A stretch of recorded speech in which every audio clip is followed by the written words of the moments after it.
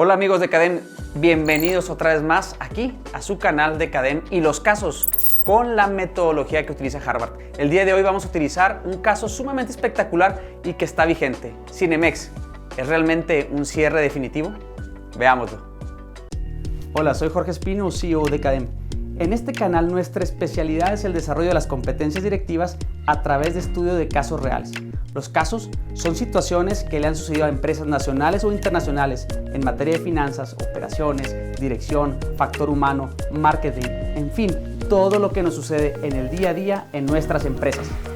Aprender a través de historias es más sencillo que memorizar frases y conceptos.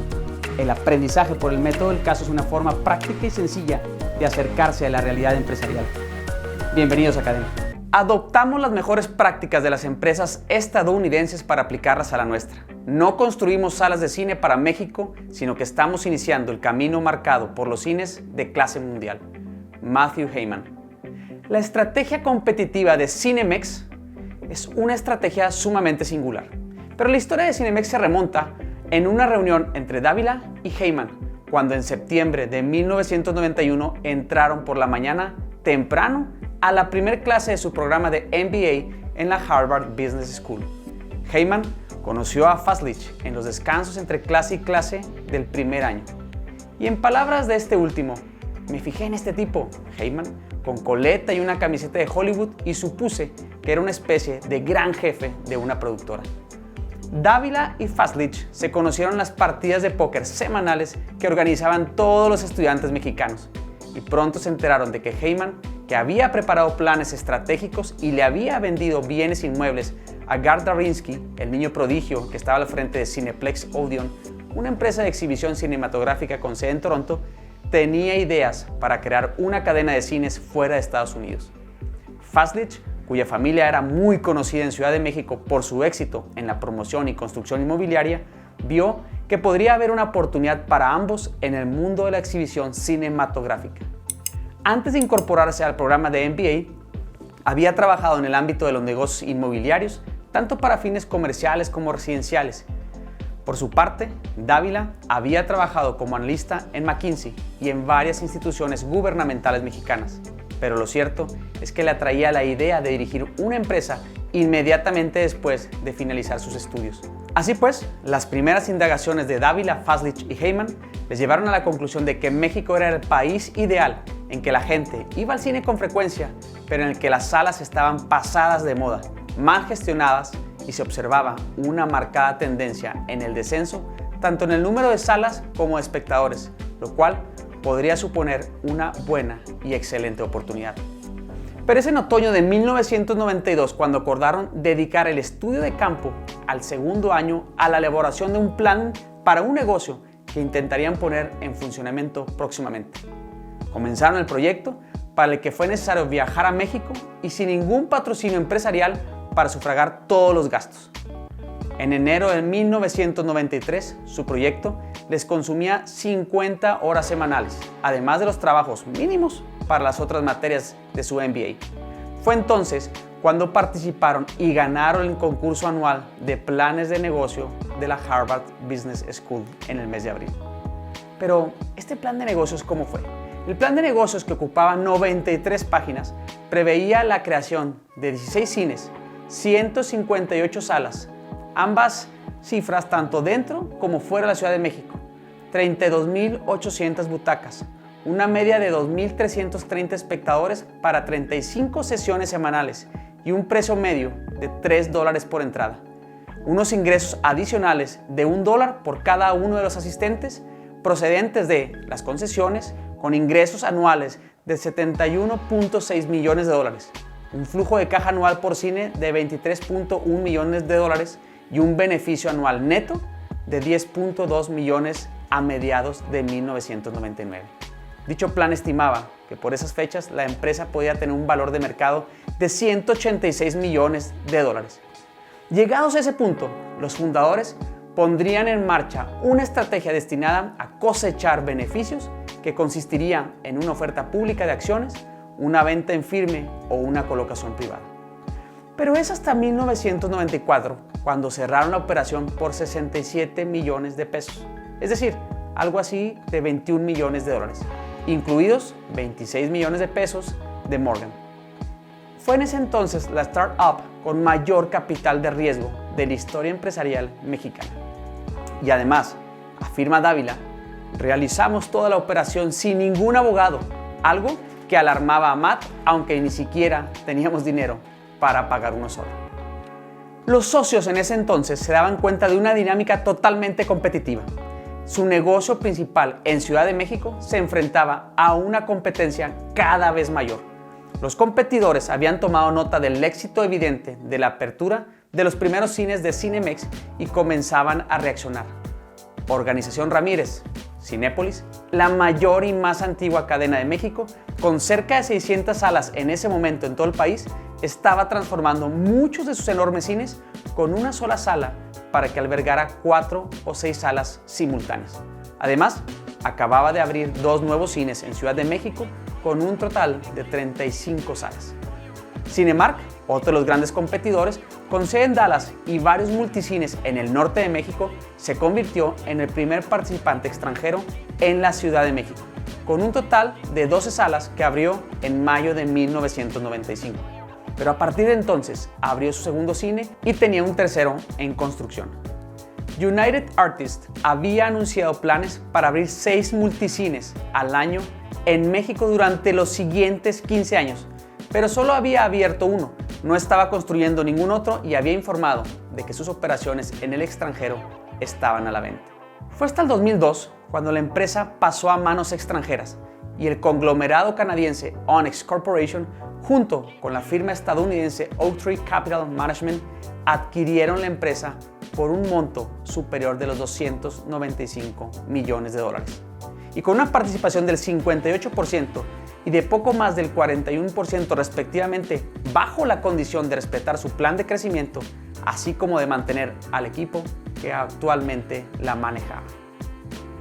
Fue en el año 2008 cuando el entretenimiento GM de México, filial del Consorcio de Empresarios Industriales de México, mejor conocido por su propietario Germán Larrea Mota Velasco, accionista mayoritario de Grupo México, sí, la compañía minera que todos conocemos, adquiere la compañía por un monto de 3.500 millones de pesos, más una deuda que ascendía a los 77.5 millones de dólares.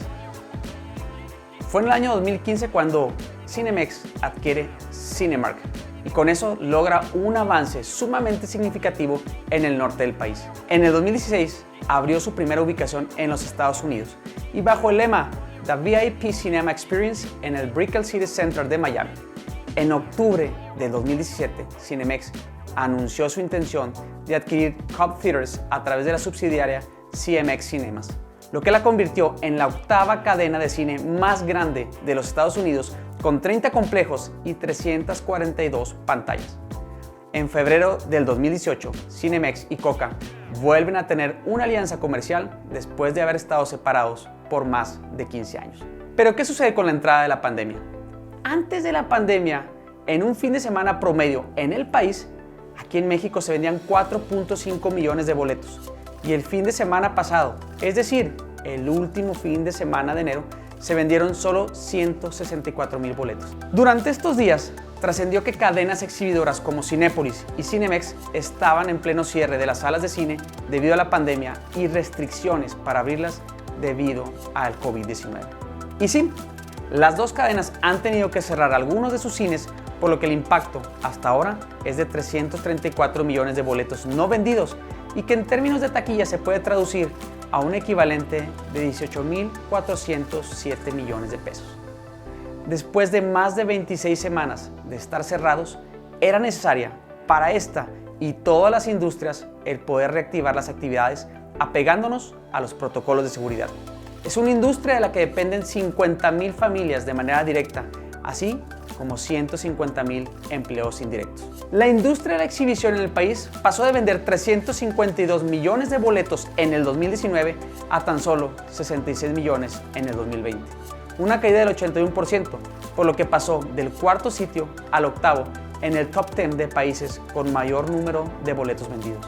China ocupa el primer sitio con 542 millones de boletos vendidos, India 355, Estados Unidos 229 y Rusia con 90 millones de boletos.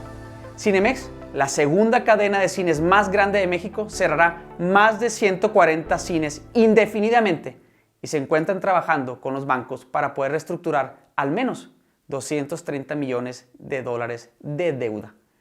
Para aliviar su liquidez, Cinemex decidió cerrar todos estos cines fuera de la zona de la capital hasta que Hollywood reanude los estrenos de películas importantes y esté claro que la empresa puede operar sin restricciones severas debido a la pandemia del 2019, la pandemia de COVID.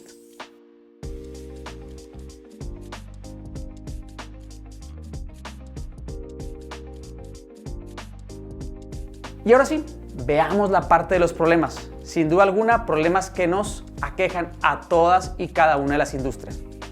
El principal problema es la falta de clientes, la falta de venta de boletos en taquilla debido a las serias restricciones de salud derivados de la pandemia, el número de semanas que permanecieron cerrados, el poco aforo permitido en cada una de las salas.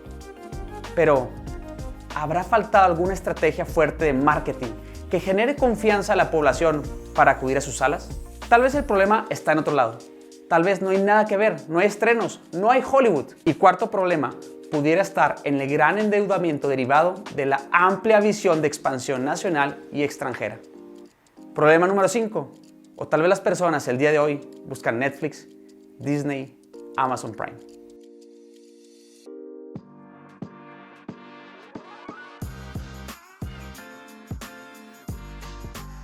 Y ahora sí, la parte de las soluciones. ¿Qué pasaría si Cinemex brindara estrategias claras de comunicación para explicarle a ti, usuario, a ti, cinéfilo, como lo hacen en otras industrias, la seguridad que existe en todas las salas? El aire ventilado, las butacas vacías entre cada uno de los clientes, los alimentos empaquetados. Número 2, tal vez la solución es el cierre para lograr una reestructura de la deuda, es decir, brindar nuevas y mejores condiciones para enfrentar el futuro. ¿Cuál futuro? ¿Cuándo llega? Cuando la pandemia y las restricciones lo permitan. Ya lo hicieron en sus filiales en Estados Unidos y empresas como YMCA Entertainment Holdings, la mayor cadena de cines en el mundo, recaudó a través de este concepto de la quiebra recientemente más de 917 millones de dólares para ayudar a transitar el COVID-19.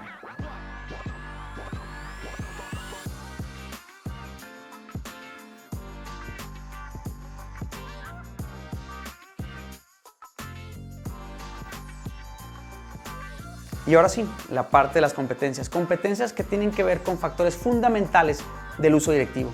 Y número 1, la serenidad. Una de las mayores competencias que puede tener un hombre de negocios es la frialdad y serenidad para analizar las circunstancias, los hechos, de una forma tranquila y objetiva. La historia de Cinemex es la historia de lucha, de contrariedades desde su arranque. Y esta seguramente no será la última batalla. Número 2, la resiliencia. Es decir, la capacidad para adaptarse con resultados positivos frente a situaciones adversas. Estos tiempos que hoy estamos viviendo en nuestros negocios, en nuestras empresas, son épocas para ejercitar esta competencia.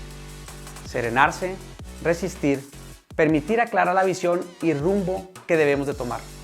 Recordemos que nuestra función como dueños o directores o ejecutivos de un negocio es la toma de decisiones y para esto son necesarias estas competencias que acabamos de describir.